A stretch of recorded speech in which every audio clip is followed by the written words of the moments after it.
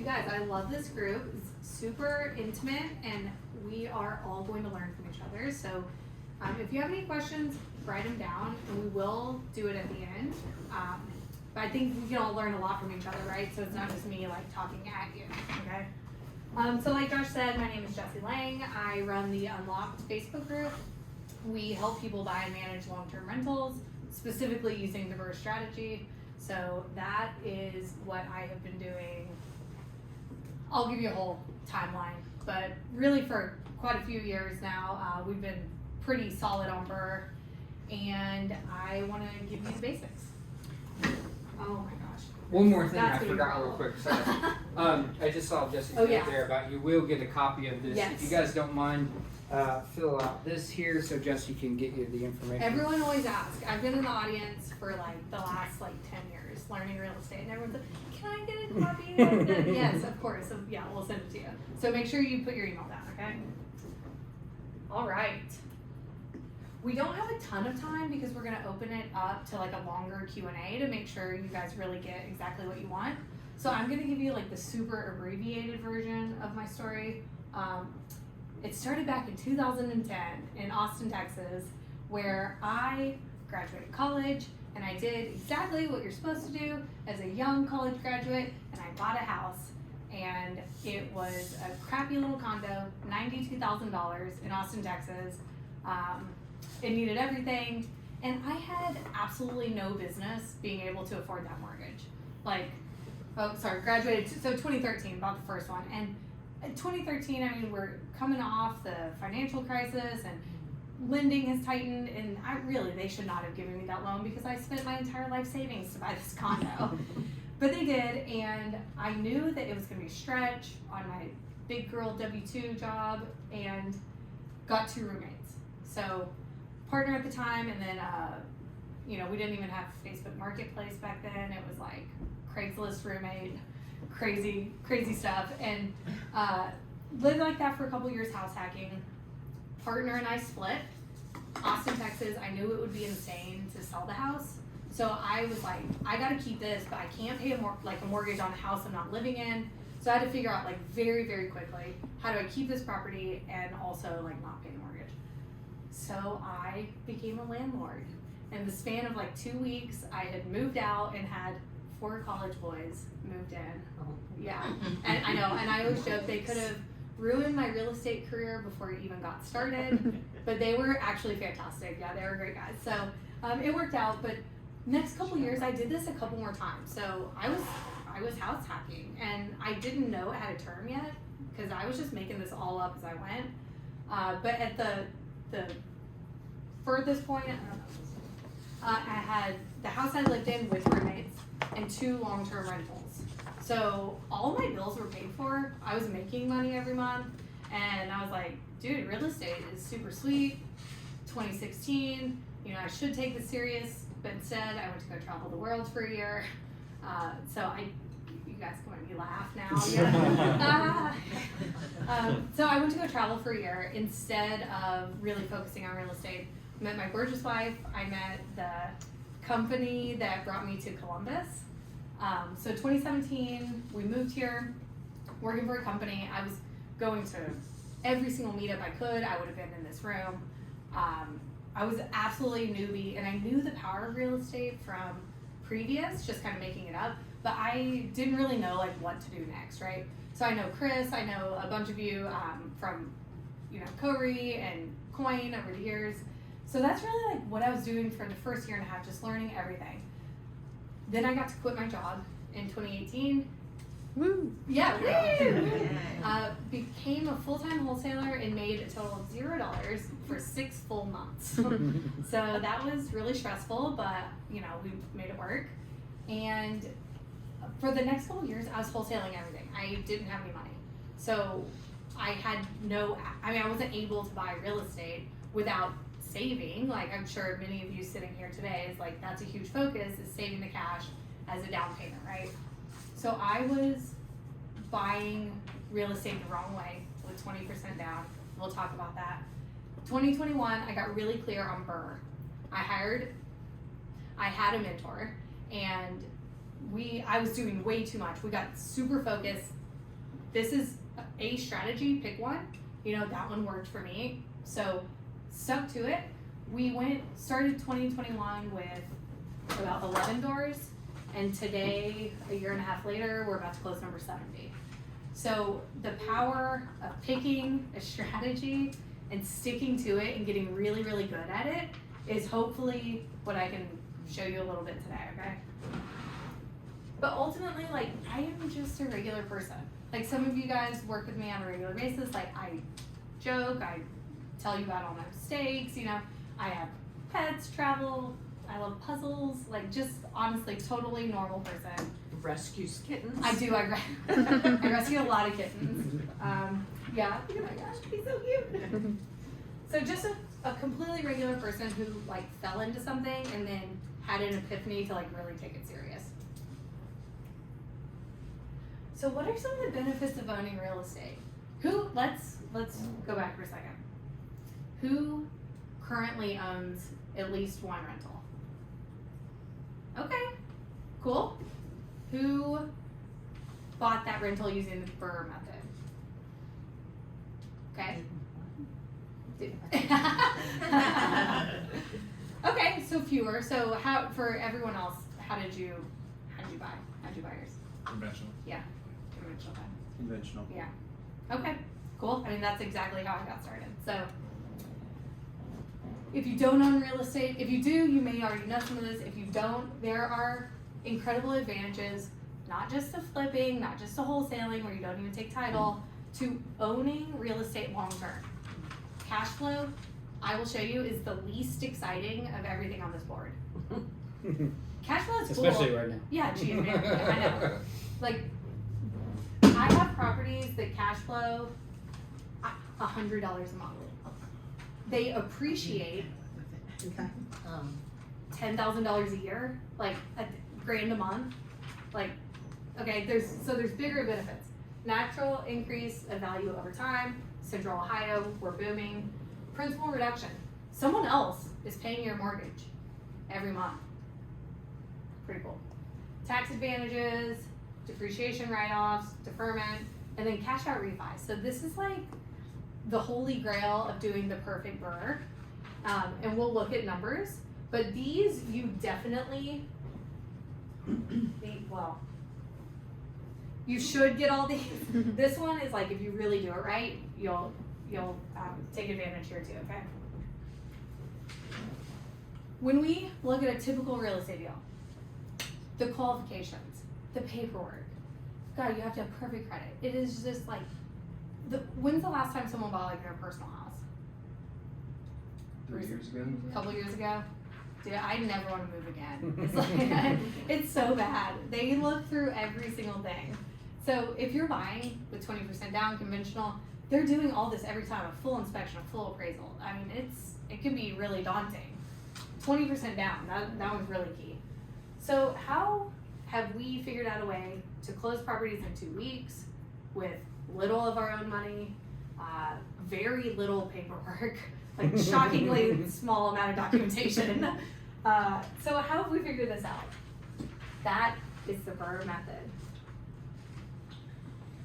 So this is Bigger Pockets. I don't know who, I mean, they didn't invent it, but they kind of coined the term. So it's a real estate investment approach that involves flipping a distressed property, that's key, right? We're buying properties that need work, renting it out, and then getting a cash out refi to fund further purchases. So we're gonna dig into each: buy, renovate, rent, refinance, repeat, okay? The acquisition of the property, often undervalued and in need of repairs. That's key. What are some deal sources? You guys, okay, let me pause for a second. I have a lot of information in here. I was looking at it, I was like, I don't know if this is too much. So I'm not gonna read you like every single thing, because I will send you a copy. But I'll just like kind of pull out some of the highlights. And if you have any questions, like we'll answer them, okay? Pros of, I would say like some of the best off-market deals. If you can pull off direct to seller yourself, which is like the We Buy Houses, you're gonna get much better deals, but they're very time consuming to get. Yeah, very time consuming. And can be expensive on the marketing side, but the deals are really sweet. If you're buying from wholesalers, they're doing all the legwork for you, but you are paying them a wholesale fee, right? As long as the numbers make sense for you, who cares what the fee is, because they did all the hard work, okay? Referrals, obviously those are amazing. You know, if Josh introduces me to someone, we're gonna have that immediate kind of trust with the seller, but they're harder to come by. Those don't just happen every day, right? So these are just some ideas of like where these sort of deals could come from. And then how do you pay for them? This is the one that we're so familiar with. What we use are these next two, okay? So hard money and private money, they operate pretty similarly in that it's not a conventional bank. Hard money, they are lending institutions, but not necessarily a bank, but they specialize in short-term, high-interest loans. And they have the process down. Like, I mean, we can get approved in 2 days, you know? So these companies have the process down. They're more expensive than typically a private lender. Private lending right now is out of control. I mean, the rates are crazy. So private is more like, hey, Josh, I have this deal. Do you want to lend on it? Yes or no? Wire the money over to the title company. And with these two, you can actually borrow the purchase and the rehab funds that you need. So that's like the all-in, right? We call the all-in cost. So other people's money, you can borrow 110% if you wanted to, as long as the deal still makes sense for both the lender and yourself. These are relationship based, these are institutions, but these two are gonna be how you buy fast and relatively, you know, on the cheaper side because you don't need this much money down. Cool? Y'all are all just staring at me. You guys, like, cool. Yeah, thank Cool. you. Yeah, cool. Yeah. I mean, is this helpful so far? Yeah, it is. Okay, It is. okay, cool. Oh my gosh, that's not shit. Oh yeah, okay, good. So now we bought the property, say we use hard money. Now we gotta renovate it, right? Because we're buying properties that need work. These are not turnkey. We are increasing the market value and increasing the income potential, meaning the rent. And this is key. If you don't have room to increase the market value, it's not a good BRRRR deal. What renovations to do? We are always going to focus on function and safety above cosmetics.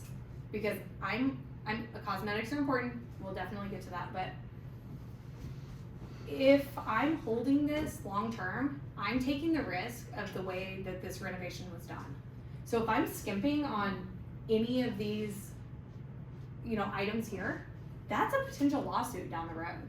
So I do not play around. My contractor knows, like, we have this list, but far more elaborate, that these things are done every time, no questions asked, the price doesn't matter. It does matter. But if I can't afford it, I shouldn't buy that property. These are priority. Then you get to your cosmetics with the remaining budget. So if that means you have to paint the kitchen cabinets because you had to put, you know, handrails on the porch, then so be it. So what we often see investors do so frequently is just like, oh, it's, you know, the pretty stuff, but you're taking so much risk by moving someone into an asset that you own that it's like you have to focus on function and safety. And then when we get to those finishes, how are we deciding what to do? The kind of like a little lingo is you harden the property. So if you're ever at a networking, you're like, oh yeah, I hardened the property. Yeah, you're gonna sound really cool. So no, Write that down. Write that down. No soft surfaces. Carpet? No, absolutely not, never. Never, because you're replacing it every single time. And it's like, oh, well, I'm gonna save like $2,000. Okay, great. How long are you owning this asset? It will be destroyed. It's not if, it will. Yeah. Even Those cats. yeah, it's all the cats. It's even even if it's just a normal person, it's like they have furniture, it puts divots. I mean, it just happens. So another thing we do to harden is we put a kitchen backsplash every time. It's depending on the size of the kitchen, $700 to $1,000. I'm never replacing that drywall ever again, right? Especially around a stove. People cook, they're not careful. Even at my house, I mean, like I think I'm a pretty good cook, but like it's a mess. So those are things that we're doing up front because I'm holding this. I want to make my job easy. So I'm hardening the property. More expensive up front. It reduces that, should not say turnover, but it should reduce your turnover cost. So when you go to turn it over, the price will be less at that point. Then your standard scope of work, this is something like, if you were picking finishes every single time you did a property, that's so hard to scale. We have a scope of work document. I built it once. It changes slightly as things come in and out of style or, inventory wise, but for the most part, it's the same list as when I started. Same paint colors, same everything. You can shuffle materials between projects. So if you have too much flooring here, you don't have to take it back and get a return and do all that business. You can just move it here, order less on this project. Yeah.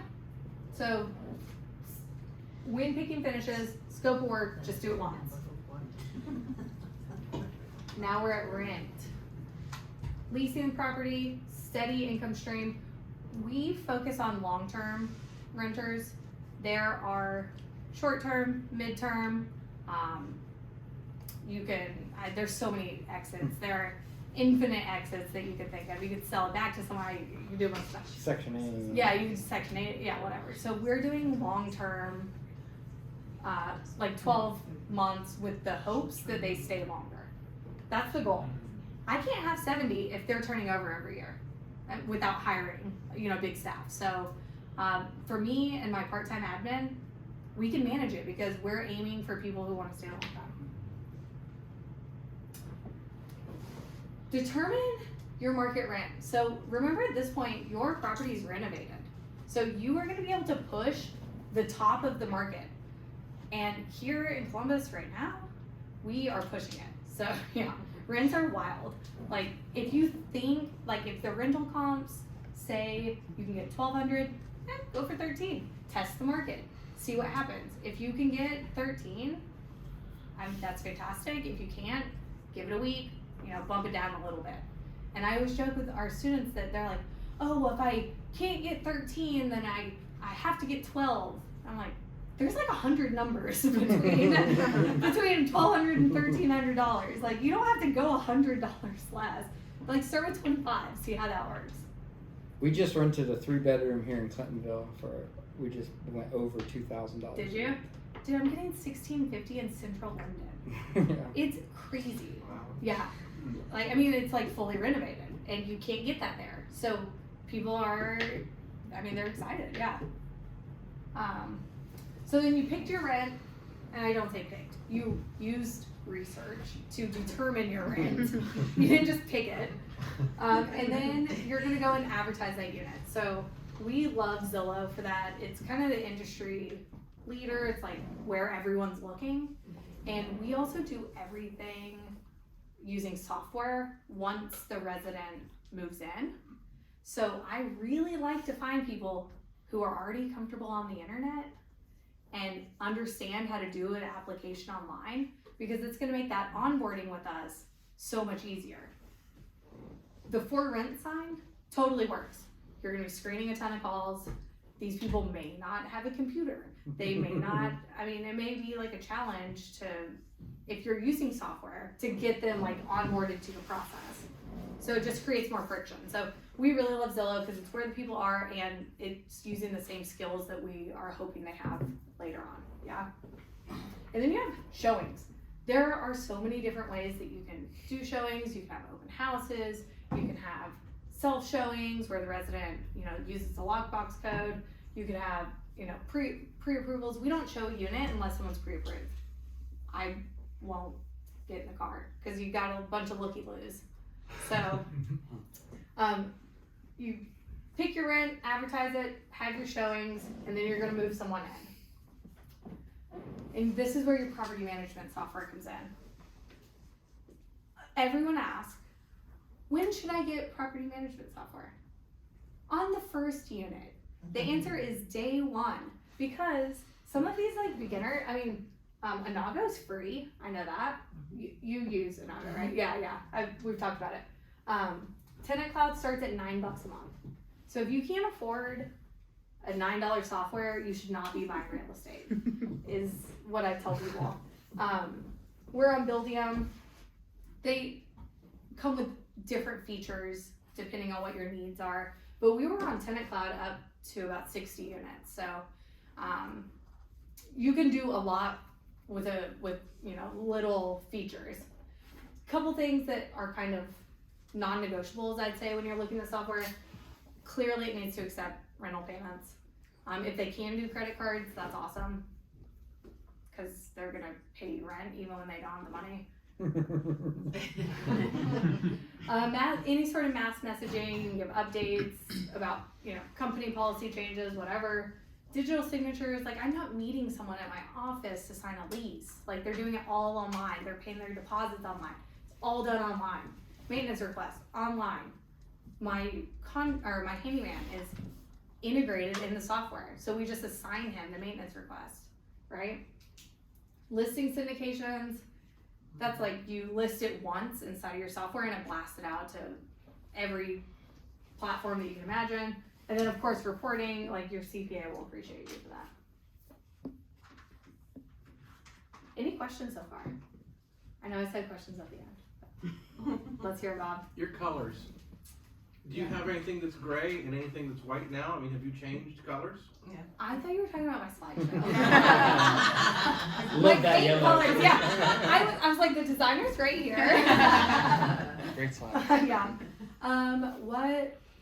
There's a change in colors. Yeah. It's gonna happen maybe every 6 to 10 years, but what do you do now? So we use alpaca.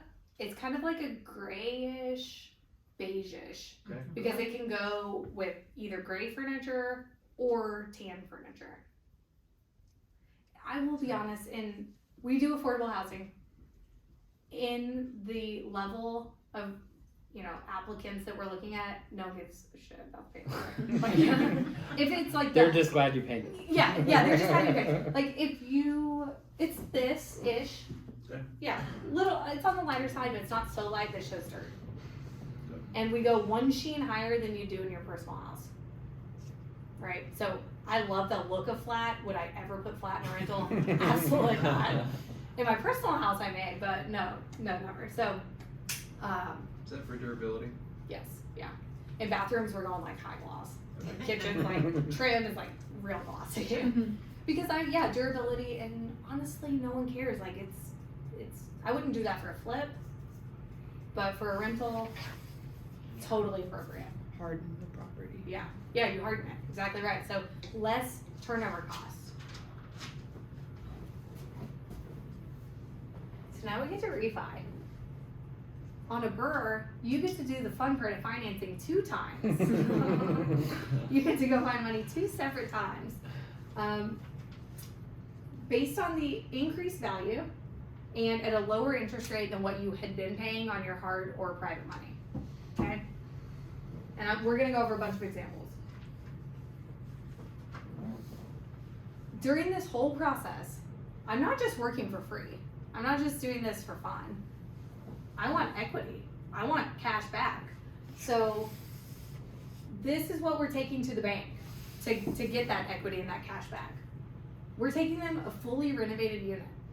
So on the hard money, private money side, you can probably get away with no full inspection. no full appraisal. On the refi side, you definitely need an appraisal. Appraiser license will come in, give you fair market value based on comparable sales, based on, oh my god, look at the tube I cut off. Based on, the renovations that you've done. And your goal is to get this number as high as possible. Even if you don't pull out all the money, which we'll talk about, you want basically the highest ARV after fair value that you can get. You're also taking the bank a nice lease with a market rate rent. So maybe when you bought it, someone was paying $600 because the landlord put them in there like 100 years ago and they just never raised the rent. Well, that could be $1,500 now. So you are adding value in monthly income and in the actual asset itself. In this case, you've created, you know what? Oh shoot, okay, well, we'll get to example 1 and 2. Just remember these numbers a little bit, okay? So equity, in example 1, you forced 26K. Example 2, 100K. These numbers will come up later. Cool. Thanks. Yeah. Yeah. So when you're interviewing lenders, so you have this like beautiful little package and you need to go find lenders. Like, what are you gonna ask? I'm not gonna do all these. The important ones, of course, are rates. Is it the most important? Not to me. I'll pay a little bit more on a rate if I'm getting preferred terms on, are they giving me the money for 20 years, which is common on commercial, 25, 30 years, right? I'm taking the longest that a bank will give me. If they give me a 40-year note, let's go. 100 years, let's go. Because I can always pay it off early, right? So your interest rate and the points are important, but I would say amortization is more important for me. Is there a balloon payment? That means maybe it's amortized over 30 years, but it's due in 10, right? Which in this appreciating market is not really a big deal because in 10 years, your own financial situation and the market situation will be so different anyways that you're probably gonna be looking at refinancing or selling by that point. So there's a bunch of things here like seasoning period. That's a big one for investors, on BRRRR investors. It's like how long did you own the property or how long has it been rented before they will refi you. So if you're sitting on hard money and they have a 6-month seasoning, you're just paying fee every month when you really need the seasoning to be much quicker.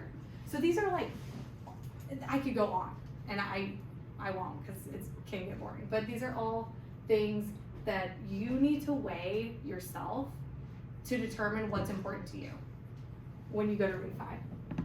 And your lender can answer all these questions. Okay, now repeat. You did it, you did all the hard work, okay? There's a couple things you need to do. You also need to celebrate, which I didn't put on here, but this is like a lot of freaking work. And you need to celebrate yourself because to get to the end of a BRRRR, like and sign that refi, is like, it feels really good. You need to fill out your data management system. Asana, Monday, there's like a million different systems you can use. Google, Drive, whatever. You need to be tracking the mortgage terms, renovations, like the renovation you did, appraisals, inspections, because in 3 years, 5 years, 10 years, when you go to sell this thing, and they're gonna say, oh, when did you do the hot water tank? And you're like, I don't know. Oh, when, like, you have a 10-year balloon, and 9.5 years come around, you better hope something's reminding you that this is due because it's probably not your mortgage company, right? They just send the mail and pray for the best. So you are tracking all of this somewhere. This is what is the difference between just someone who invests in real estate and actually a business owner. Complete a postmortem review. We talked to our whole team. What went well? What didn't go well? What can I outsource next time? I think about this every time. Like, did I really need to do that walkthrough? No. Like, I could have sent someone for that. Did I need to do that showing? No, whatever.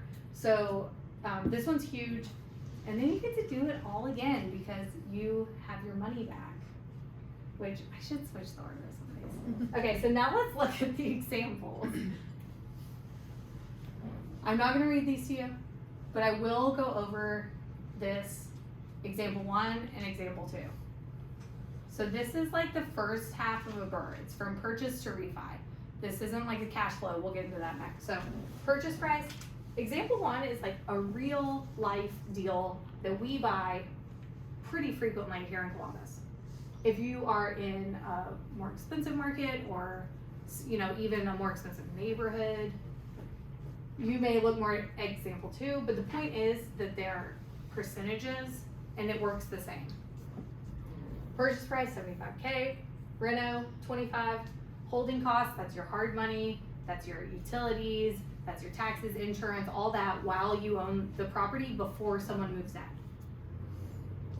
So you're all in it in example 1 for 105. Say that during the refi you get your appraisal, it comes back at 140. The bank will give you 75%. This loan to value is another, I would weigh loan to value over what I would weigh interest rate. If a bank will give me 80%, I mean, as long as it still the rent still supports the mortgage, I'm gonna take it. So 75% is pretty standard. They're gonna lend you 105 on a property that you spent 105. Cool, right? Yeah. So you ended up with 0 of your own money, and if you think back to the one I told you to remember, 26K in equity. So you made money, it's inside of a house. It's inside of an asset. Same example 2. All in for 300, the bank will give you 75% of 400, you're at 0. So this is the perfect BRRRR. Now if you spend less money, say you're all in for 100, and the bank will still give you 105. These don't affect each other whatsoever. What you have into it and what it's worth don't matter. So you're in it for 100, bank will give you 105. That's gonna be $5,000 in your pocket. That is a cash out refi. Cool. Woo! Woo! And even better, it's tax free because it's the form of loan. It's not actual income. So you get to use it to buy more real estate. Yeah, but it's a loan that you / your renter will pay back. So it's like free money. Just kidding. No such thing. So then we go to ongoing cash flow. Same exact examples. Market rent's $1,200. These are kind of rounded, but your debt service on that would be $775 with today's 30-year 8%. Taxes, insurance, and we put away 5% of the gross for both repairs and vacancies, separate bank account. $224 a month, and you have 26K in equity, and someone else is paying this, and this, and this, and this, and this. Right? Same exact example. Bigger numbers, you know, 400K, you probably rent it for 32. Debt service, of course, will be more. Everything will be more. You're still walking away with cash every month. The higher the interest rates, the higher this number gets, the lower this number gets. But remember, cash flow exclusively is not the reason that we're investing in real estate. So this could go down a lot lower than that, and I'd still be okay. Cool? Yeah. So next steps. That was it. That was what I had. Nope, that was not what I had. So if you're thinking about doing this, seriously, I mean, there are so many moving pieces. You saw the circle, and this is the far abbreviated version. So if you're gonna get into this, like, you gotta pick a market. Are you gonna be remote versus local? I know you're all thinking of buying real estate. Who would invest here in Columbus? Pretty much everyone. Who would invest outside of Columbus? Okay. How far? We kind of break it down to like an hour drive, a day round trip, or like a flight. That's, yeah. Yep. Some people will invest a flight away. Some will do a day trip. If I can get there and back in a day, it makes sense. Others won't leave an hour. I'm kind of at the hour. Yeah. Yeah. I'm about 5 miles right now. Yeah. You're very niche. Yeah. Yeah, small radius. Cool. So it seems like most would be here. Other things to consider: if you were to invest a flight away, maybe pick somewhere where you have family, so you can write off a trip to go see your family. And then if you really, really are serious, next steps is you would go get pre-approved. This is with a hard money lender, or pre-approved with a private money lender. It's like less formal, but if someone says, hey, yeah, next time you find a deal, let me know, and they're serious, then I would say like you're in a good place to be able to like. Was that on cue? Go Yeah. start. Call me. That was on cue. I can smell when people need loans. Yeah, get pre-approved. Yeah. Adam is a lender, so it's very appropriate. Very appropriate. Okay, so that was all I had. We have a Facebook group. I think many of you are on it. If you're not on it, you just scan this cute little code and then you can get added. And then this is the super short version of the BRRRR for Beginners book that I'm writing. That's So it is like, I don't know, 25% done maybe. I'm hoping to have it out by the end of September. And it is like this, but on steroids. Like so much more. That's awesome. Yeah, with worksheets and all sorts of stuff. So that's coming. We also, I know some of you are here because of the 90-day challenge. We're doing a 90-day challenge to buy your first rental property. Woo! Yeah. So this is a big statement, but I believe it. I will guarantee that you buy a rental property within 12 weeks working with me, or I will work with you for free until you do. Woo! Yeah, it's a big statement. There are some pre-qualifications, like you can't just have $0, and also, like, I talked to someone who's like in LA and wouldn't invest more than an hour out. I was like, I cannot help you. I can't help you. So there are some pre-qualifications, but that's what we're doing. It starts on Monday. Yeah, starts on Monday. We have 2 seats left. If anyone is interested, I'd love to talk to you after. But let's open it to Q&A. Yeah.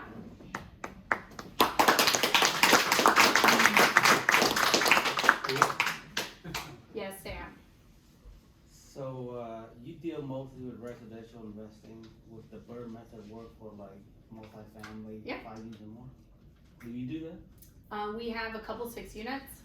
One we did not BRRRR because it was 100% seller finance, long term. So I just am letting that ride. But the other one we did BRRRR, and the appraisal on that was awesome. It was a very good deal. Yeah. I have one more question. Yes.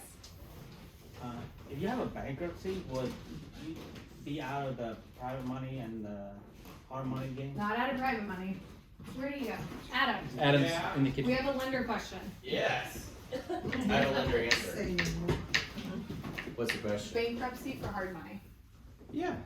And private money, so it's okay. So private money is like you just literally walk up to someone Somebody in else. your Find a family. guy. Yeah, so if they care about it as an individual, then yeah, that'd be a problem. Okay. But if they don't care, then you don't care. No one else cares. Yeah. Okay. Hard money, it depends on the lender and the deal, but yeah, give me a call. Okay. Yeah.